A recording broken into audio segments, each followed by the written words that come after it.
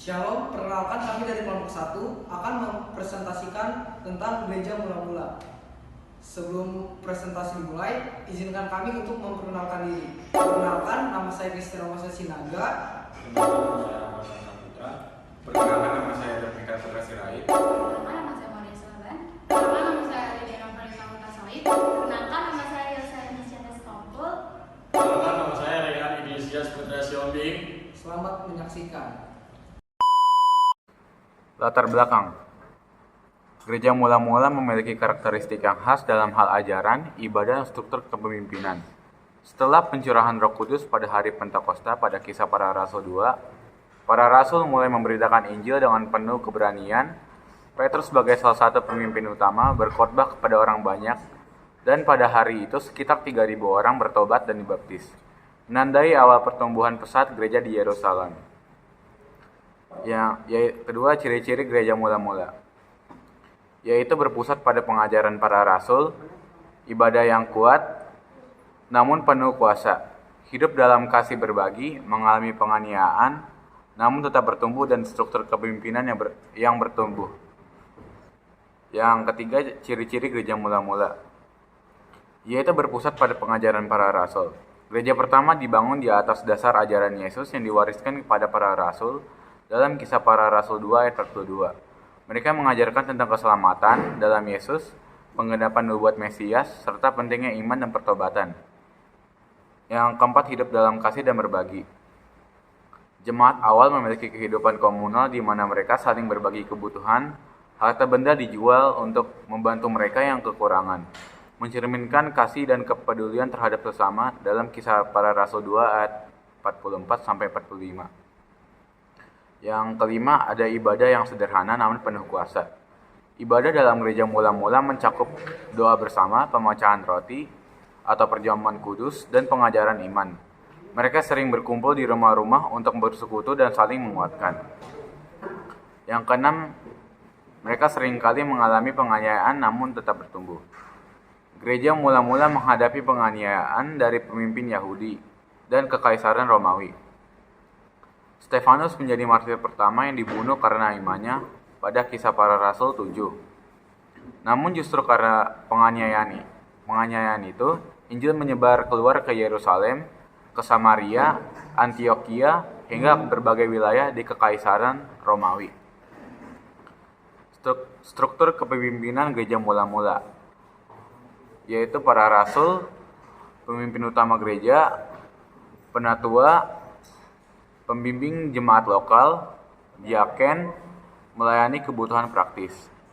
Awalnya gereja dipimpin oleh para rasul, tetapi seiring bertumbuh dan diangkatlah diaken seperti Stefanus dan Filipus untuk membantu pelayanan pada Kisah Para Rasul 6. Kemudian muncul jabatan penatua dari gembala yang membimbing jemaat di berbagai daerah.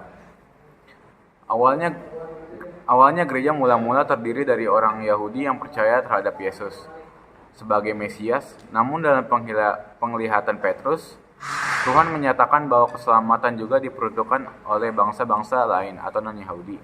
Paulus sebagai rasul bagi bangsa-bangsa memainkan peran besar dalam penyebaran Injil ke wilayah Yunani, Asia Kecil, dan Roma. Selanjutnya akan dibawakan oleh Moses Sinaga. Selanjutnya, bertekun dalam pengajaran rasul-rasul. Jemaat pertama tidak memiliki Alkitab tertulis. Jemaat yang pertama tidak memiliki Alkitab seperti yang kita miliki saat ini. Mereka belajar langsung dari para rasul yang mengajarkan ajaran Yesus secara Kisah Para Rasul pasal 2 ayat 42 mencatat bahwa mereka bertekun dalam pengajaran rasul-rasul, yang berarti mereka secara konsisten mendengarkan, mempelajari, dan menerapkan ajaran yang diberikan oleh para rasul. Pengajaran inti, Yesus adalah Mesias yang dijanjikan, bahwa Allah telah membuat Yesus yang kamu salibkan itu menjadi Tuhan dan Mesias, di mana Ia menjelaskan kepada orang banyak bahwa Yesus adalah Mesias yang dijanjikan dalam kitab suci. Kalau kematian dan kebangkitannya, Yesus dipermuliakan sebagai Tuhan dan Juru Selamat. Pentingnya hidup kudus dalam Kristus. Kudus, tubuh kita adalah tempat kediaman Roh Kudus, kepemilikan oleh Allah. Kita bukan milik kita sendiri. karena telah dibeli dengan darah Kristus, memuliakan Allah dengan hidup kudus. Kita memuliakan Allah melalui perbuatan, pikiran, dan sikap kita. Persekutuan yang erat dan kasih antar jemaat, keluarga besar. Jemaat mula-mula hidup seperti satu keluarga besar. Kesaksian, menjadi saksi bagi orang lain melalui kasih. Berbagi, mereka saling berbagi, mengunjungi satu sama lain. Kesatuan, hidup dalam kesatuan yang kuat. Gereja adalah persekutuan orang-orang percaya yang dipersatukan oleh kasih karunia Allah dan iman kepada Yesus Kristus. Bukan karena hubungan darah biologis, tetapi karena darah Yesus yang mempersatukan. Jemaat mula-mula hidup dalam persekutuan yang erat, dalam penuh kasih. Bukan hanya berkumpul untuk beribadah, tetapi juga berbagai hidup, harta, dan berkat dengan tulus hati. Keharmonisan dari persekutuan mereka yang dilandasi sikap saling berbagi, selalu memuliakan Tuhan, sehingga jumlah orang yang diselamatkan terus bertambah. Pentingnya persatuan dalam jemaat. Dukungan emosional, meningkatkan dukungan emosional dan spiritual, menghadapi tekanan, membantu jemaat menghadapi tekanan sosial dan penganiayaan. Pelayanan efektif, agar setiap pelayanan yang dilakukan dapat memuliakan Tuhan. Dampak bagi dunia, membawa dampak bagi dunia melalui kesaksian hidup. Dengan hidup dalam kasih dan kesatuan, kita dapat menjadi saksi bagi orang lain melalui sikap saling mendukung, berbagi, dan menjaga keharmonisan yang dapat menarik orang lain untuk mengenal Tuhan. Ini harganya hendak persekutuan tubuh kursi selalu dijaga, karena agar setiap pelayanan yang dilakukan dapat memindahkan Tuhan dan membawa dampak bagi dunia. Kiranya Tuhan memampukan kita. Bertekun dalam doa dan ibadah. Pusat kehidupan. Doa dan ibadah adalah pusat kehidupan rohani jemaat mula-mula. Menjadi persekutuan dengan Tuhan sebagai prioritas utama. Berkumpul di rumah. Jemaat mula-mula berkumpul di rumah-rumah untuk berdoa, menyanyikan mazmur, dan membangun iman serta saling menguatkan. Berbagi firman. Mereka berbagi firman Tuhan dan menjadikannya sebagai dasar kehidupan sehari-hari. Beribadah di bait Allah. Mereka juga masih sering beribadah di bait Allah sebelum akhirnya menghadapi pengusiran dari komunitas Yahudi. Selanjutnya akan dilanjutkan oleh Moria. Selanjutnya, saya akan menjelaskan saling membantu dan berbagi. Tidak ada yang berkekurangan di antara mereka karena mereka rela berbagi harta dan benda.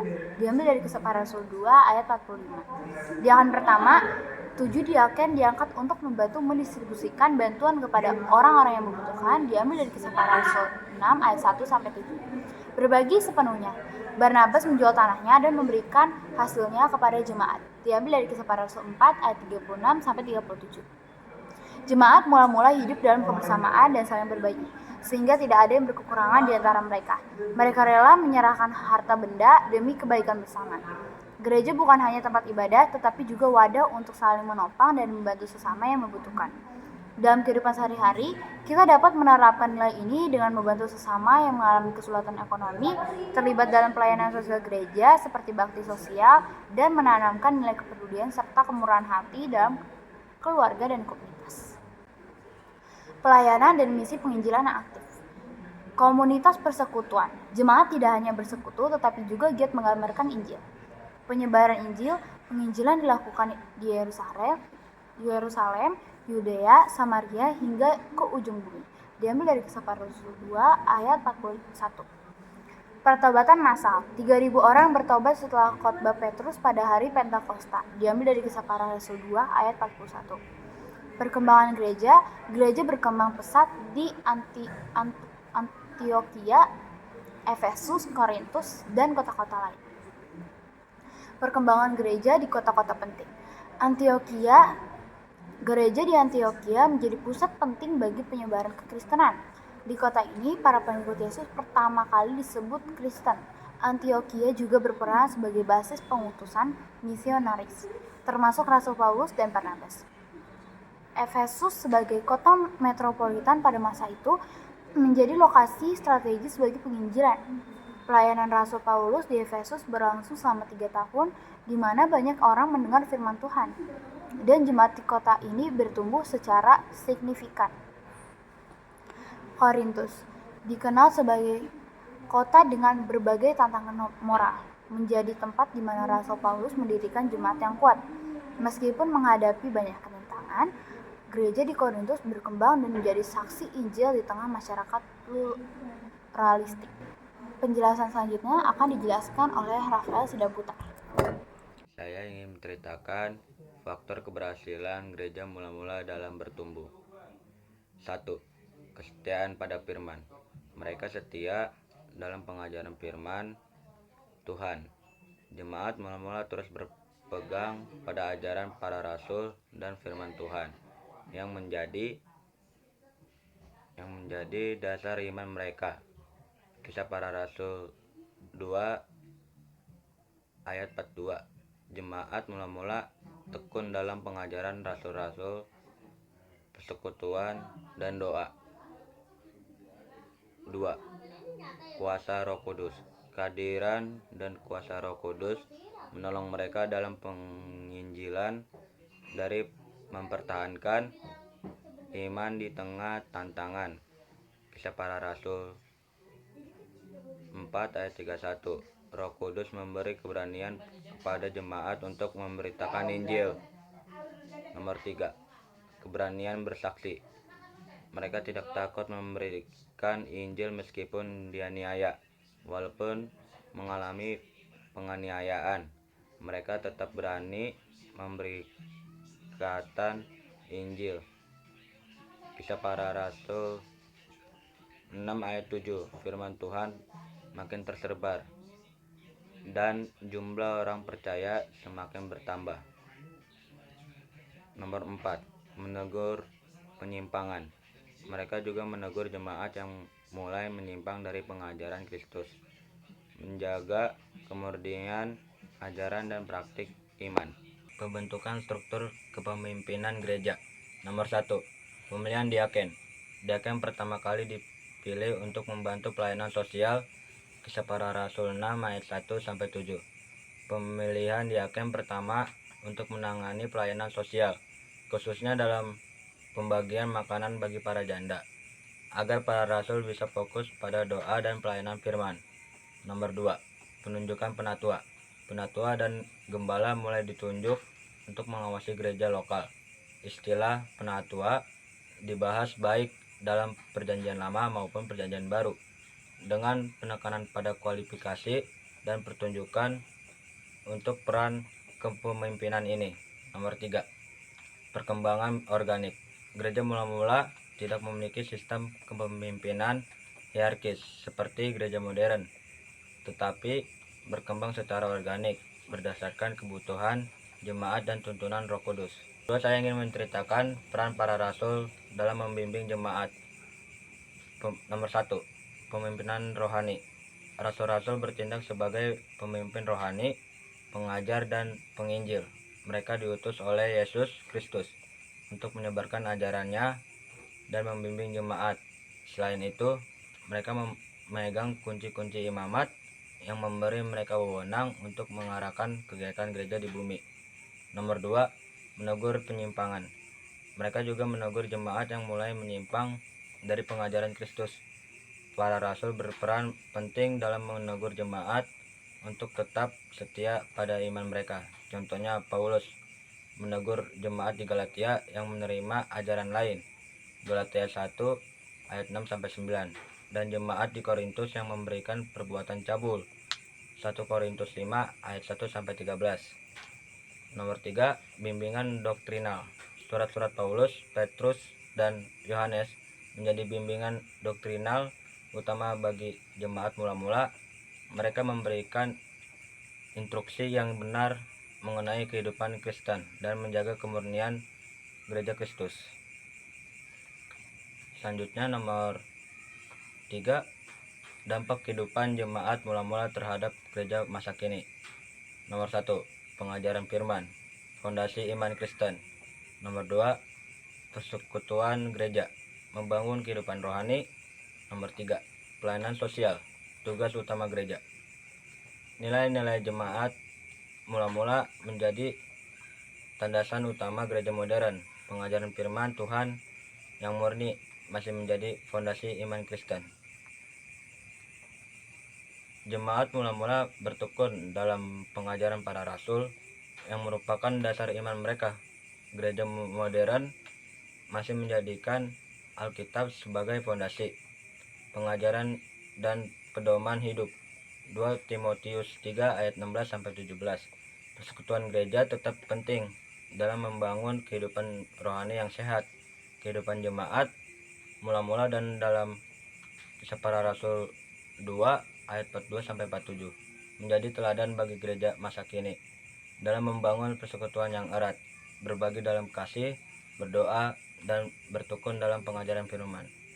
Selanjutnya, nomor 4. Pelayanan sosial dan kasih terhadap sesama. 1. Kasih Kristus dalam tindakan. Pelayanan sosial dan kasih terhadap sesama masih menjadi tugas utama gereja. Sebagaimana yang dijadikan dalam Alkitab, gereja dipanggil untuk tidak hanya memberitakan Injil, tetapi juga menunjukkan kasih Kristus melalui tindakan nyata dalam kehidupan sehari-hari. Nomor 2. Melayani yang membutuhkan. Yesus mengajarkan bahwa melayani orang-orang yang membutuhkan adalah sama dengan melayani diri sendiri. Pelayanan sosial gereja mencerminkan ibadah yang sejati dengan menunjukkan perhatian kepada orang yang lemah dan membutuhkan. Nomor 3. Menjadi terang dan garam. Gereja mengajarkan jemaat untuk memiliki kepedulian sosial, sehingga setiap anggota menjadi terang dan garam di dunia. Matius 5 ayat 13-16. Selanjutnya akan dibacakan oleh Rehan. Selanjutnya saya akan menjelaskan pelajaran dari kehidupan jemaat mula-mula terhadap gereja masa kini. 1. Komunitas yang berpusat pada Kristus. Jemaat mula-mula menunjukkan kehidupan yang berpusat pada Kristus dengan komitmen mendalam terhadap pengajaran para rasul, persatuan, pemecahan roti, dan doa.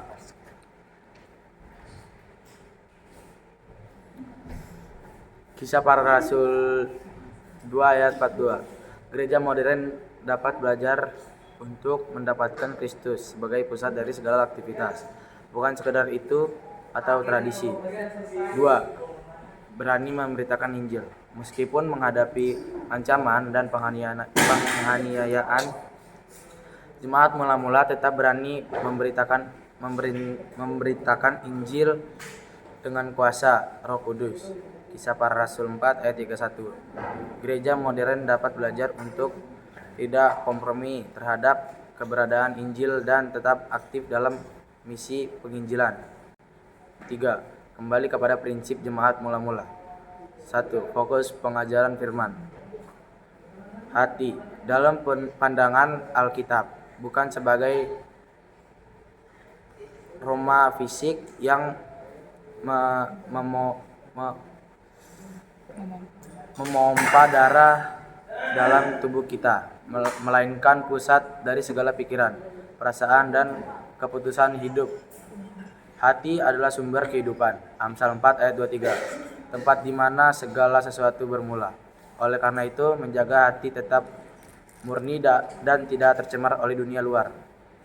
Panggilan penting bagi setiap orang yang ingin hidup sesuai dengan kehendak Tuhan. Membangun persekutuan. Persekutuan adalah suatu hubungan atau kerjasama dua orang atau lebih yang bergabung bersama membentuk suatu kelompok untuk menguntungkan atau mencapai tujuan bersama, baik menggunakan perjanjian ataupun tidak. Gereja sebagai tempat pertumbuhan iman yang juga memiliki jemaat di dalamnya, memiliki persekutuan untuk membantu pertumbuhan iman sesama. Jemaat aktif dalam pelayanan. Dalam 1 Korintus 12 ayat 4-7, Paulus gerakan bahwa setiap anggota tubuh Kristus diberikan karunia rohani untuk melayani dalam gereja. Pelayanan ini bisa berupa pengajaran, musik, doa, dan berbagai bentuk layanan lainnya, menyesuaikan dengan konteks zaman modern. Penggunaan teknologi. Gereja harus menggunakan teknologi dengan bijak untuk memperluas pelayanan penginjilan bagi setiap orang percaya, menimpakan amanat yang jelas dari Alkitab. Injil adalah berita baik tentang keselamatan dalam Yesus Kristus yang disampaikan Allah karena kasih-Nya pada umat manusia. Yohanes 3 ayat 16. Strategi penginjilan. Penginjilan membutuhkan panggilan dan beban dari Tuhan, serta strategi yang tepat mengingat tentang zaman di era digital. Strategi penginjilan perlu disesuaikan dengan perkembangan teknologi dan pola komunikasi masyarakat modern. Kepedulian sosial. Jemaat perlu peduli terhadap kesejahteraan sosial masyarakat. Amanat agung dalam Matius 28 ayat 19-20 secara tegas memerintahkan untuk mengurutkan semua bangsa. Selanjutnya ada praktik kehidupan jemaat mula-mula. Bertekun dalam pengajaran. Mereka dengan tekun hidup dalam pengajaran firman Tuhan oleh para rasul atau teaching, persekutuan, fellowship, memecahkan roti atau breaking of bread, doa, the praise, dan kekaguman terhadap kuasa Allah melalui mujizat-mujizat.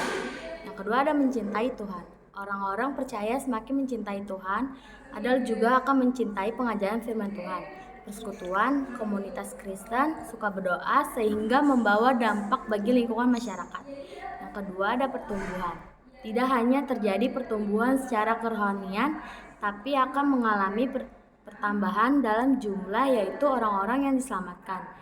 Yang ketiga ada pertumbuhan gereja meskipun menghadapi tantangan. Mengikuti yang setia. Pertumbuhan gereja adalah mengikuti orang yang setia. Tindakan manusiawi memikul beban lemah dan memberikan makanan bagi orang yang lapar. Setiap gereja di mana saja selalu terus berjuang untuk terus bertumbuh dan berkembang. Karena itu, pertumbuhan gereja berbicara tentang menjadikan murid, menghasilkan pelayanan, dan memimpin gereja, serta menguatkan iman. Iman adalah satu hal yang harus dimengerti oleh setiap anggota jemaat, karena semua pelayanan gereja dan semua orang yang terlibat dalam gereja harus berjuang dalam mencapai pertumbuhan gereja. Mencari yang hilang, mencari orang yang hilang dan membawa mereka kembali. Yang kedua, menjadikan murid, menghasilkan pelayanan dan memimpin gereja. Relevansi prinsip-prinsip jemaat mula-mula. Esensi kehidupan gerejawi. Prinsip-prinsip gereja jemaat mula-mula masih sangat relevan karena menceritakan esensi kehidupan gerejawi yang setia, yaitu kebersamaan, kasih, pelayanan, dan ketekunan dalam iman. Persekutuan yang erat. Gereja harus terus membangun komunitas yang saling mendukung, bukan sekedar bertempat ibadah formal. Kepedulian sosial seperti jemaat mula-mula yang saling berbagi. Gereja perlu lebih aktif dalam membantu mereka yang membutuhkan. Selanjutnya akan dibacakan oleh Lydia. Dan yang terakhir ada saran meneladani jemaat mula-mula. Membangun komunitas solid. Gereja masa kini harus meneladani jemaat mula-mula dalam membangun komunitas yang solid dan berdampak dengan menumbuhkan kebersamaan, kepedulian, serta semangat saling berbagi dan mendukung satu sama lain. Kisah Para Rasul 2 ayat 42-47. Berpusat pada iman. Gereja harus berpusat pada firman Tuhan dan doa sebagai landasan pertumbuhan rohani, serta menunjukkan kepedulian sosial dengan membantu mereka yang membutuhkan. Kesaksian dan pemberitaan. Kesaksian hidup yang baik dan pemberitaan Injil yang berani juga harus menjadi bagian dari kehidupan gereja agar dapat Banyak orang yang percaya kepada Kristus. Kepemimpinan melayani. Kepemimpinan gereja harus meneladani para rasul yang melayani dengan rendah hati dan mengutamakan kesejahteraan jemaat. Prioritas persekutuan dan pengajaran firman. Inti kehidupan gereja. Persekutuan dan pengajaran firman Tuhan adalah inti dari kehidupan gereja yang sehat dalam Alkitab. Pengajaran dan persekutuan sangat ditekankan, seperti yang terlihat dalam Kisah Para Rasul 2 ayat 42, di mana jemaat mula-mula bertekun dalam pengajaran rasul, persekutuan, doa, dan pembacaan roti. Tradisi gereja. Tradisi gereja mula-mula menunjukkan bahwa kehidupan jemaat yang berpusat pada pengajaran firman Tuhan dan komunitas menghasilkan iman yang kokoh dan gereja yang bertumbuh. Paduan pertumbuhan. Firman Tuhan juga menjadi paduan utama untuk pertumbuhan rohani, sebagaimana dijelaskan dalam 2 Timotius 3 ayat 16-17, bahwa semua tulisan yang diilhamkan Allah bermanfaat untuk mengajar, menegur, memperbaiki, dan mendidik dalam kebenaran. Gereja yang responsif terhadap tantangan zaman. Memahami konteks. Gereja perlu secara proaktif memahami konteks zaman modern dengan terus belajar, mendengarkan generasi muda, dan menganalisis tren. Adaptasi bijak. Mengadaptasi dengan bijak melalui pemanfaatan teknologi, bahasa yang relevan, dan format yang beragam, sambil tetap fokus pada nilai inti Alkitab seperti kasih dan pelayanan. Membangun komunitas. Membangun komunitas yang otentik serta terlibat aktif dalam isu-isu sosial dan dialog antar agama. Kepemimpinan adaptif didukung oleh kepemimpinan yang adaptif, visioner, dan kolaboratif agar tetap relevan dan berdampak di tengah perubahan zaman. Terima kasih. 3. Sekian presentasi dari kelompok kami, kurang lebihnya mohon maaf. Terima kasih. Bye-bye.